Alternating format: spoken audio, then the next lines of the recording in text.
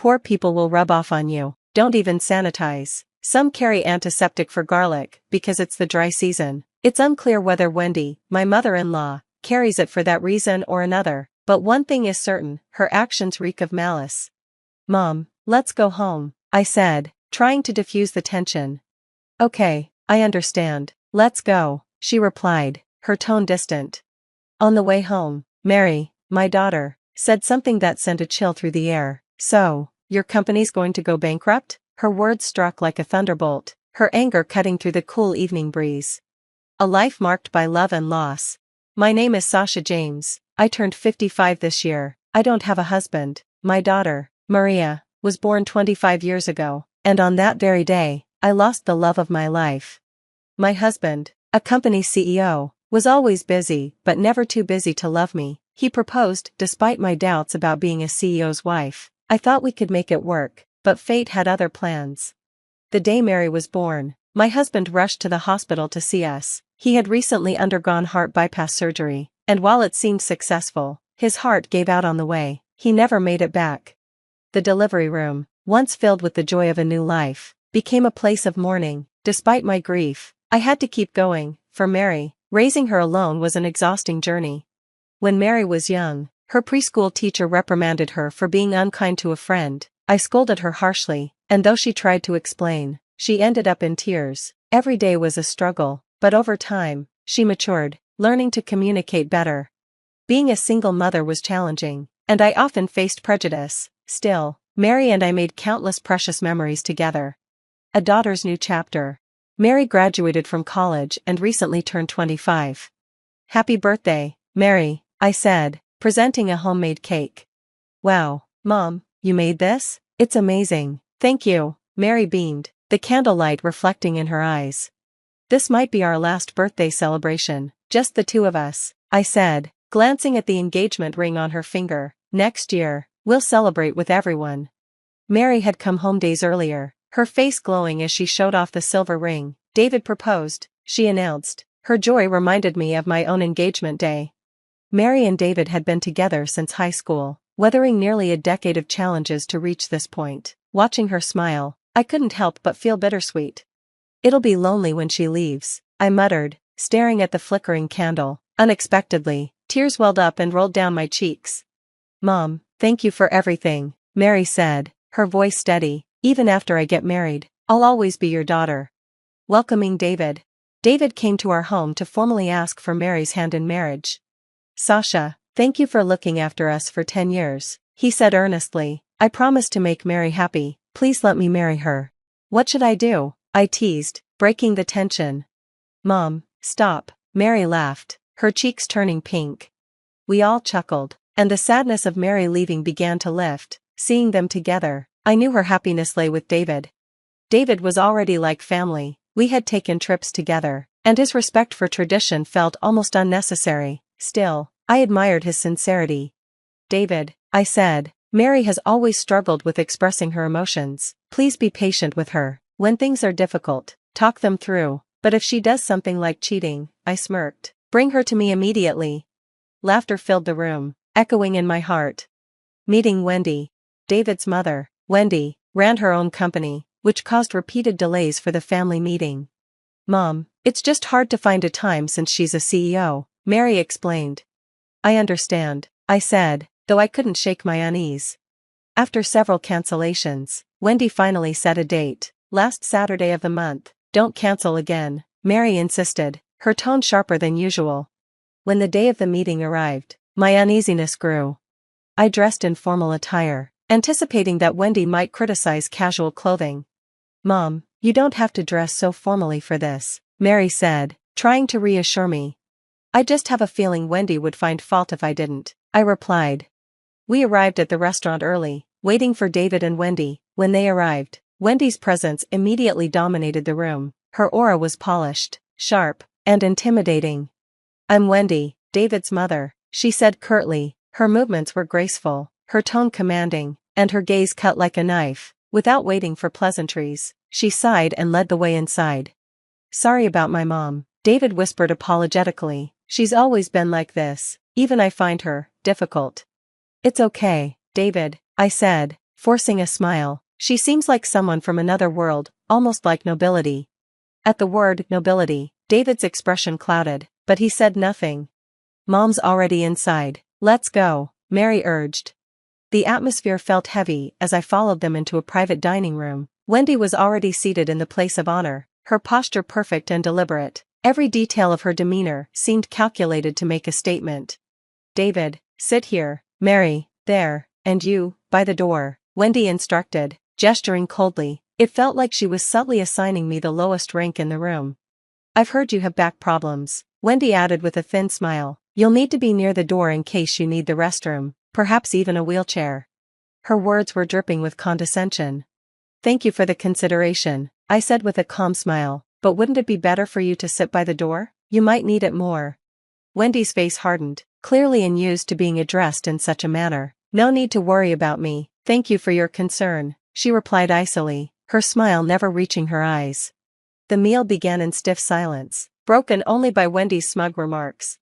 Didn't your parents teach you the proper order to eat food? Wendy said, her tone dripping with superiority. You start with soup, then bread, followed by the main dish, and finally the side dishes. It's common sense, and basic manners.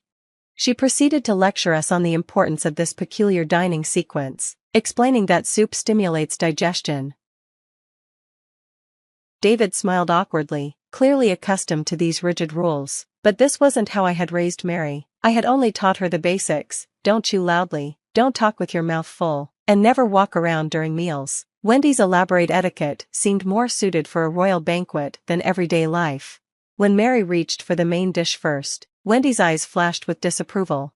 What Wendy is saying might be correct, I said, breaking the tense silence, but isn't the heart of manners about consideration for others? Criticizing someone's lack of manners is, in itself, poor manners. Wendy's face flushed with anger, her hands gripping the edge of the table. Talking to someone so uncultured is exhausting, she snapped. David, you should reconsider this marriage. Mary's mother is too crude for our family. Turning to Mary, she added, perhaps you should cut ties with this woman and learn proper manners if you want to be our daughter-in-law. David pleaded with her to stop, but she ignored him, her tirade building. Then, without warning, Wendy pulled a bottle from her bag and dumped its contents over my head. The stinging smell of alcohol filled the air. Poor people rub off on you, she said with a smirk. You need to be sanitized. Shock froze me in place as the liquid dripped from my hair. Mom, let's go, Mary said, her voice trembling with restrained anger. Yes, I said, rising slowly, trying to maintain my composure. David stood frozen, his face pale with disbelief. Mary took my hand and glared at Wendy, who simply smirked in return. I'm sorry, David, Mary said coldly, but don't apologize for her. She may think she's from a higher class, but soon enough, your company will go bankrupt. Wendy's smirk faltered as Mary's words cut through the tension like ice. Mary didn't wait for a response. She wiped the liquid from my clothes and led me out. We never returned to see Wendy again. David's apology. Days later, David arrived at our home, looking pale and exhausted. I should have apologized sooner, he said, his voice trembling, but I've been trying to convince my mother to admit she was wrong. She won't listen, so I came to apologize on my own. His shoulders sagged under the weight of his words. Though David wasn't my son, he had been part of our lives for 10 years, and it hurt to see him in such distress. Come inside, David, I said gently. Let's have some tea. You've been through a lot, are you okay? He hesitated before answering, as if gathering the courage to share what was on his mind. To be honest, I've always hated my mom, he confessed. She's always demanded repayment for raising me, always pressuring me to meet her expectations.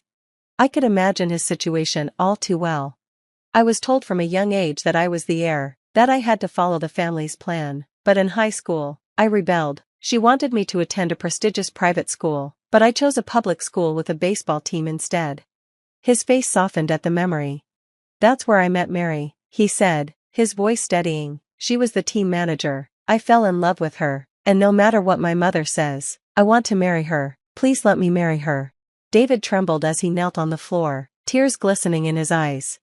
David, look up, I said, placing a reassuring hand on his shoulder. This isn't about me, it's about you and Mary. Over these 10 years, I've seen how deeply you care for her. If you love her that much, you don't need my permission, you already have my blessing. Tears streamed down David's face as relief washed over him. I trusted David with Mary's happiness. Slowly, he lifted his head, tears streaming down his face. The weight of his mother's actions must have terrified him, making him fear that everything he cherished might be lost. Yet, those tears revealed just how deeply he cared for Mary. David, I said softly, if you truly want to make Mary happy, you need to break free from your past. I understand, he replied, his voice trembling. This is about my mother, isn't it? I nodded silently. I'm tired of living in fear of her, he admitted, his voice growing steadier. My father, who's still in the hospital, was the only one who ever understood me. He once told me that my mother could never see beyond her own ambitions. For his sake, I've made up my mind. I met his gaze firmly. I'll support you and Mary, David, but it's up to you to take the next step. I understand, he said resolutely. I'll do it. The day finally came. Wendy arrived at the restaurant with a sour expression, clearly displeased. What is this cheap place? She asked, her voice filled with disdain as she scanned the humble family restaurant. It was a setting far removed from the elegance she was accustomed to. These are the papers for the adoption, I said, sliding the documents across the table. Adoption? She repeated, her confusion evident. Yes, David is officially joining our family. This is outrageous, Wendy shouted, rising from her seat and slamming the table. He's my only son, how dare you try to take him from me? Her anger quickly turned to venom as she glared at Mary. This marriage is a joke. Mary isn't worthy of David. We are of a different class. We help people like you, not the other way around. Wendy's words grew more unhinged, but I remained calm. Why are you so obsessed with social status, Wendy? I asked. I work with many wealthy clients, but those truly born into wealth don't act like you. Only those who've recently come into money seem this insecure. Wendy's composure faltered, her hands trembling. Don't compare me to those people, she hissed. I was born into wealth. Your actions say otherwise. What are you so afraid of? At the word afraid, Wendy froze. David told me you grew up being told you weren't good enough, because you were a girl, I continued. Her lips trembled. So what? I was born a girl in a family where only men mattered. I had to marry an older man just to preserve my family's status. The bitterness in her voice was palpable, and the truth of her obsession finally came to light. That's why you're so fixated on David being the heir. But if he marries Mary, your family's perfect lineage will be mixed with a... Shut up, Wendy shouted, cutting me off. Enough. The room fell silent as David's father, Brian, entered, pushed in a wheelchair by his son. Though still recovering, he had received special permission to leave the hospital for this meeting. Wendy's face turned ashen. No, you misunderstood, she stammered, her voice unsteady. I never thought marrying you was humiliating. You were just what? Brian interrupted with a weary sigh. Dad says he's divorcing you, Mom, David said, his voice firm. Divorce? Wendy's voice broke. No, please, say something, Brian. But Brian remained silent, refusing even to look at her.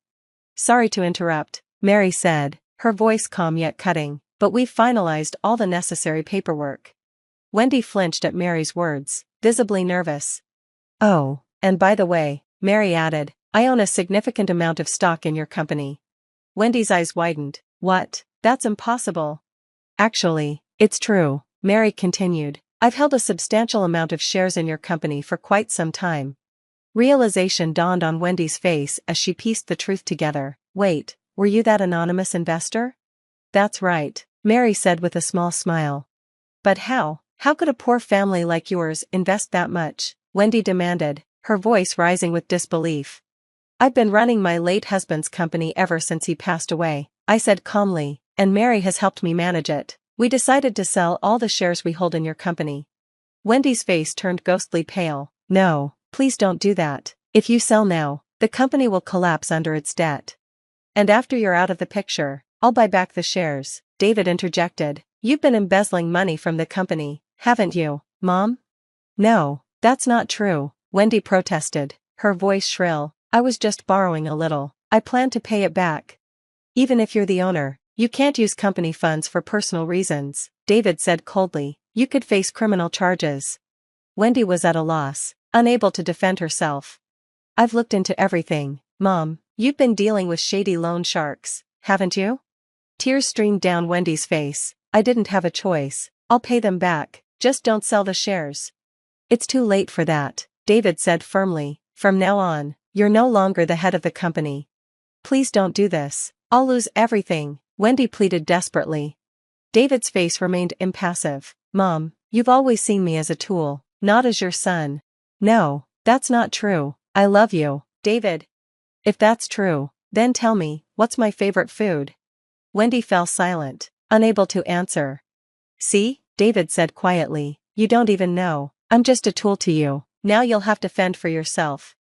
After David severed ties with her, Wendy's life spiraled out of control. Shunned by her family, she was left to face the consequences of her actions. David quickly removed her from her position as head of the company and appointed a new CEO.